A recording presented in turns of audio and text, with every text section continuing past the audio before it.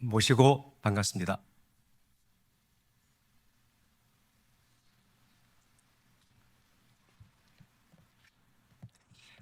새해는 병원년 붉은 말의 해입니다. 붉은 말은 말 가운데서도 가장 뜨겁고 역동적인 에너지를 가지고 있는 동물을 상징하므로 병원년은 만물이 충만한 기운으로 활짝 피어나는 해라고 합니다. 교인 한 분 한 분마다 집집마다 전국의 각 교구마다 활활 발발한 하늘 기운으로 하시는 일마다 성과를 얻고 1년 내내 행복한 날이 되기를 바랍니다.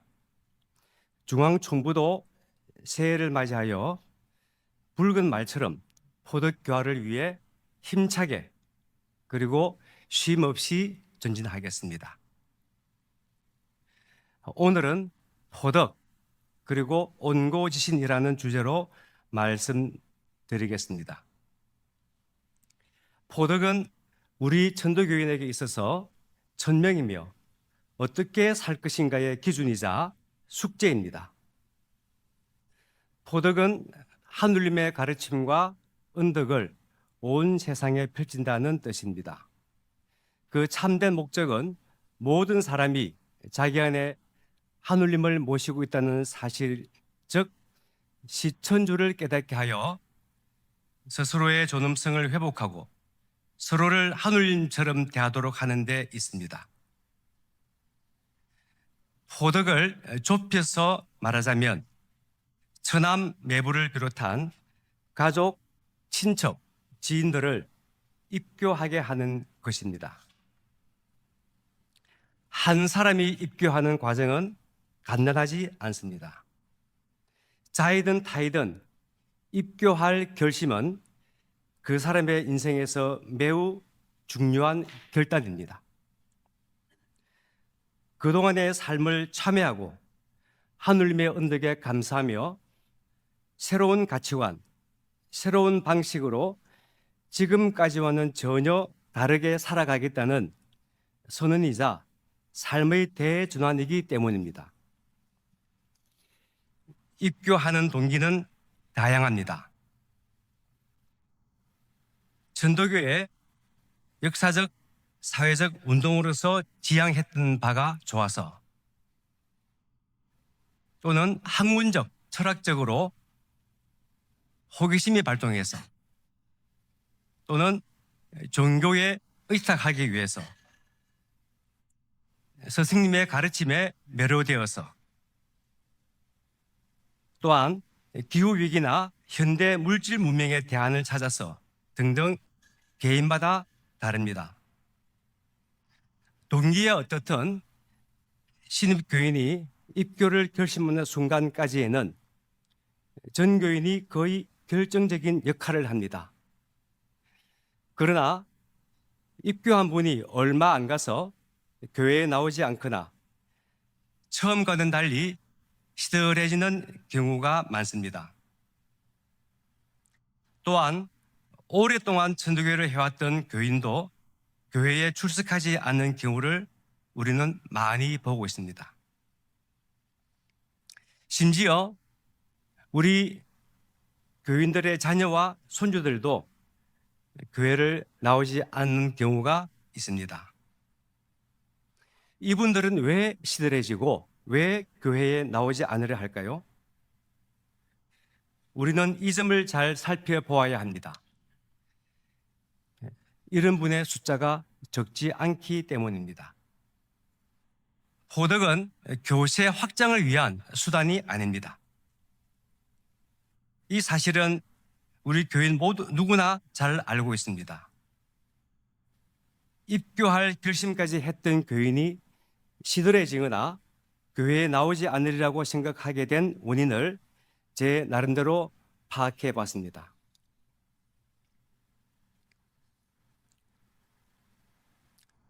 첫째, 교회에 나오면 즐거워야 합니다. 시를 보고 교인들을 만날 때 즐거움이 넘쳐야 합니다. 그러나 좀 더 나가보면 교회에서 교인끼리 소소한 재미도 필요하지만 수도의 참된 즐거움을 보여주는 것이 중요하다고 생각합니다. 대신사께서 논학문 마지막 부분에서 내 지금 도를 즐거워하여 흠모하고 감탄함을 이기지 못함으로 논하여 말하고 효요하여 보이니 밝게 살피어 행기를 잃지 말지다라고 하셨습니다. 이 말씀을 보면 대신사께서 하늘님으로부터 시천주 진리의 깨달음을 받아서 얼마나 기쁘고 감동에 버거운지 잘 드러내고 있습니다. 정도가 다르겠지만 우리가 시천주를 깨달으면 어떨까요? 고향을 떠나 먼 타향에서 가족도 친구도 없고 외로이 지내다가 고향으로 돌아와 가족을 제외하면 얼마나 기쁘겠습니까? 떨어져 있다가 하나가 되기 때문입니다. 아마 기억하실 겁니다.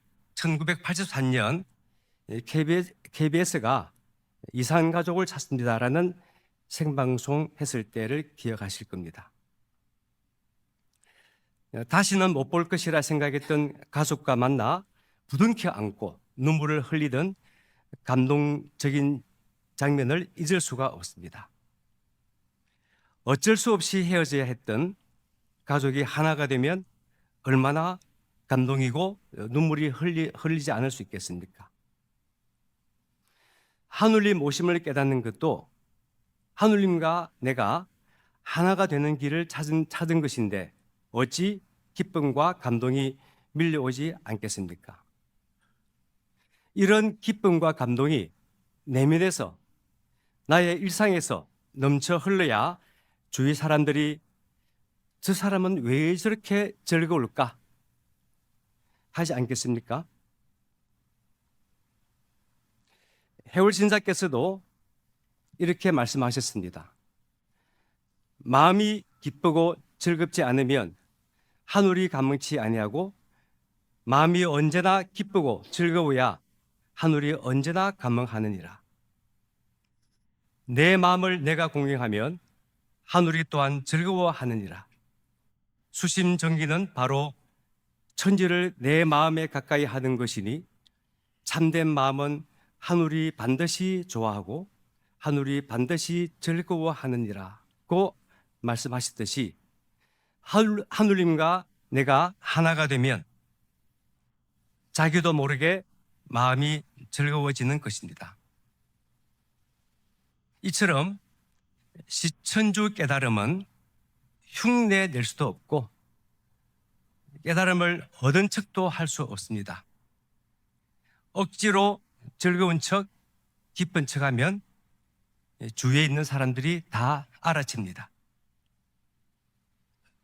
그래서 진정으로 수도를 통해서 내면에서 우러나오는 기쁨과 즐거움이 있어야 신입 교인들이 많이 찾아올 것이라고 생각합니다.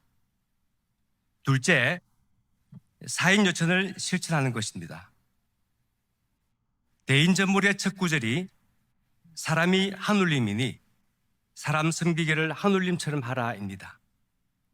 이 말씀을 조금만 더 깊이 생각해 본다면 우선 하늘님 섬김의 대전제가 있습니다. 하늘님 섬김은 해월 신사님의 도결에서 천지 섬김을 부모 섬김과 같이 하라고 말씀하셨고, 또 우리 스승님의 대도 종지는 첫째는 천지 섬기기를 부모 섬기는 것 같이 하는 도이다라고 하셨습니다. 또한 삼경에서 경천에 관한 말씀을 하실 때도 잘 드러나 있습니다. 저는 개인적으로 이 말씀을 읽을 때마다 감동이 물밀듯이 밀려옵니다. 사람은 하늘을 공경함으로써 자기의 영원한 생명을 알게 될 것이요 하늘을 공경함으로써 모든 사람과 만물이 다 나의 동포라는 전체의 진리를 깨달을 것이요 하늘을 공경함으로써 남을 위하여 희생하는 마음과 세상을 위하여 의무를 다할 마음이 생길 수 있나니 그러므로 하늘을 공경하면 모든 진리의 중심이 되는 부분을 움켜잡는 것이니라고 하셨습니다. 경천은 곧 하느님을 섬긴다는 의미와 같습니다. 사람 섬기는 일은 하느님 섬김이 바탕이 되어야 가능합니다. 하느님 모심, 즉 시천주가 깨달음, 체득의 차원이라면 하느님 섬김은 실천, 즉 체행의 영역입니다. 체득과 체행은 저는 하나라고 생각합니다. 진정으로 시천주를 체득한 사람은 저절로 사인여천을 체행하고 만일 사인여천을 하지 않는 교인이라면 그 사람은 시천주를 체득했다고 볼 수 없습니다. 수도 연성은 시천주와 사인여천을 깨닫고 실천하는 과정입니다. 이는 속성으로 얻을 수 없습니다. 오랫동안 쌓아 올려야 합니다.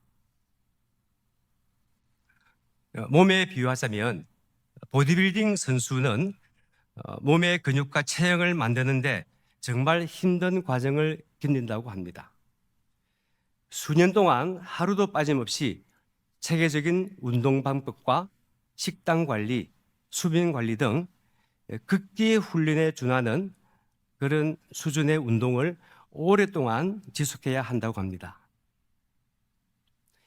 몸을 가꾸는데도 이런 극한의 훈련을 하는데 하물며 천도를 체득하고 체행하는 데 있어서야 더 지극한 정성을 들여야 하지 않겠습니까? 셋째, 오늘의 주제가 포덕 그리고 온고지신이라고 말씀을 했습니다. 온고지신의 뜻을 살펴보면 온고는 과거의 업적이나 성과를 익힌다는 의미이고 지신은 새로운 것을 깨닫다라는 의미입니다. 그런데 온고와 지신이 따로 떨어져 있다면 그 참된 의미가 드러나지 않습니다. 온고만 하고 지신을 하지 않는다면 과거에 머물러 현실과 동떨어지게 되고 온고는 제대로 하지 않고 지신만 강조한다면 근본 없는 경박한 새로움이 있을 뿐입니다. 이 두 말은 서로 짝을 이루어 상호 의존할 때 혁신적이고 역동적인 의미가 잘 드러납니다.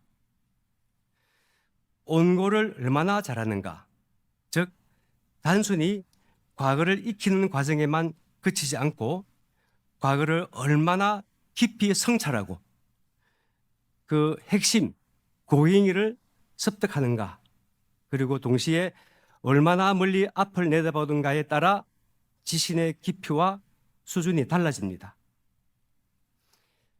스승님의 가르침을 얼마나 깊이 체득하느냐, 용시종을 하라는 말씀처럼 미래를 내다보는 안목을 가지고 때와 짝하여 나아가느냐에 따라 이 시대의 포덕의 깊이와 수준이 달라집니다. 시천주와 사인여천의 깨달음과 실천이 부족하면 포덕은 결실을 맺기 어렵고 용시종화를 하지 못하면 다가오는 큰 변화의 물길 앞에 누렇게 떨어지는 가련한 설이 맞은 잎처럼 초라해질 뿐입니다. 천도교의 진리를 온전히 깨닫는 것이 온고라면 현대인들에게 이 진리를 온전히 전하는 가장 적절한 방법을 찾는 것이 지신이라고 생각합니다. 시천주와 사인여천은 불변의 진리지만 전하는 방법은 시대마다 달라져야 한다고 봅니다. 또 시천주와 사인유천이 총론이라면 강론, 즉 현실에서의 구체적인 행동은 교인 개인의 온고의 깊이에 따라 개성과 기질에 따라 모두 다르게 나타납니다. 반드시 이렇게 해야 한다거나 저렇게 해야 한다는 것은 없습니다. 그러나 공통적인 것도 있습니다. 해월 신사께서 대인 전무를 통해 사람과 사물에 대해 도인이 갖춰야 할 태도를 자세하게 설파하셨습니다. 요즘 현대인들이 봐도 1.1획 바꿀 것이 없는 주옥 같은 말씀입니다. 저는 대인전물에 나오는 도인들이 갖춰야 할 이런 태도를 현대적인 표현으로 한번 바꾸어 봤습니다. 사인여천은 수평적 존중과 평등의 실천으로 볼 수 있습니다. 현대 사회는 권위주의를 탈피하고 개성과 자존감을 중시하므로 포덕은 상하 관계가 아닌 상대방을 하늘님으로 모시는 수평적 관계에서 시작되어야 하지 않을까 생각합니다. 직업이나 나이나 성별에 상관없이 그렇게 해야 하지 않을까 생각합니다. 저 사람이 포악으로서 나를 대하면 나는 어질고 용서하는 마음으로서 대하고라는 말씀은 포용과 용서의 리더십으로 바꾸고, 항상 꽃이 피는 듯이 얼굴을 가지면 가히 사람을 융화하고 덕을 이루는 데 들어가리라는 말씀은 밝고 긍정적인 에너지를 지내라라는 뜻으로 이해하고, 우묵룰은 내 말은 줄이고 상대방의 말을 경청하라는 의미로 이해하면 어떨까 합니다. 예전부터 말 잘하는 천도교인이라는 말을 어르신들로부터 여러 번 들어왔습니다. 최근에 어느 한 교인으로부터 이런 얘기를 직접 들은 적이 있습니다. 구체적인 실명과 장소는 말씀드리지 않겠습니다. 그 교인의 자녀분이 이제 여자친구에게 천도교를 소개하려고 어느 장소에 갔습니다. 그곳에 관리하시는 분께서 이제 그 새로 데려왔다는 말씀 듣고 오랫동안 천도교에 대해서 얘기를 했답니다. 나중에 다 끝나고 이제 그 장소를 벗어나서 그 여자친구가 그 교인 자제한테 말씀이 너무 길어서 지겨워 죽겠다, 다음부터는 안 올란다 라고 이렇게 말씀했답니다. 그때 그 말씀하셨던 분이 좀 더 경청하는 자세로, 그리고 대화하는 자세로 이렇게 그 사람을 대했다면 어땠을까 하는 아쉬움이 있습니다. 아이를 때리는 것은 곧 하늘님을 때리는 것이니 하늘님이 싫어하고 기운이 상하느니라는 말씀은 아동 학대를 하지 마라라는 말씀을 의미합니다.